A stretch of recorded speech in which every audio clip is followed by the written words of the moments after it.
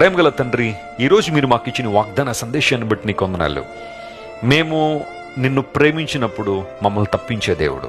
అవునయ్యా, ఉగ్రత నుండి, నరక శిక్ష నుండి మమ్మల్ని తప్పించావు. సిలువలో మా కోసం మరణించడం ద్వారా నీ ప్రేమను వ్యక్తపరిచి భయంకరమైన పరిస్థితులను మమ్మల్ని తప్పించినందుకు నీకు స్తోత్రాలు. అనుదిన జీవితంలో మా మీద దొమ్మిగా పడాలని ఆశిస్తున్న శ్రమలు, ఇబ్బందుల నుండి మమ్మల్ని తప్పించి దేవుడు గనుక నీకు స్తోత్రాలు. మోషేను తప్పించావు, తన కుమారుడికి పేరు పెట్టాడు ఎలీజరని. దావీదును తప్పించావు ప్రతి భయంలో నుండి. అయ్యా, మా ప్రియులు ఈరోజు ఎంతమంది అయితే భయం గుప్పిట్లో ఉన్నారో వారందరి మీద తప్పించి బలపరిచి మహిమతో నింపండి. నీ నామము నెరిగిన వారిని నువ్వు గణపరుస్తానని వాగ్దానం చేసిన దేవుడు. లోకం మమ్మల్ని తృణీకరించవచ్చు, లోకం మమ్మల్ని అపహాస్యంగా మాట్లాడచ్చు, కానీ నీవు మాకు ఘనతనిచ్చే దేవుడు అయ్యా, ఉన్నతమైన స్థితినిచ్చే దేవుడు గనుక మా ప్రియులు జ్ఞాపకం చేసుకోండి.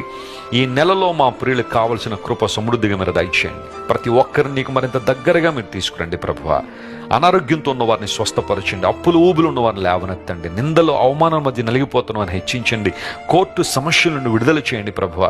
నీ కొరకు నిలబడాలని ఆశిస్తున్న ప్రతి ఒక్కరికి నీ ఆత్మశక్తినిచ్చి బలమైన సాక్షులుగా మీరు నిలబెట్టండి. అద్భుతాలు చేయమని కోరుకుంటూ యేసుక్రీస్తు వారి అత్యున్నతమైన నామం పేరట అడిగి వేడుకొనిచున్నాం తండ్రి. Amen, amen, amen.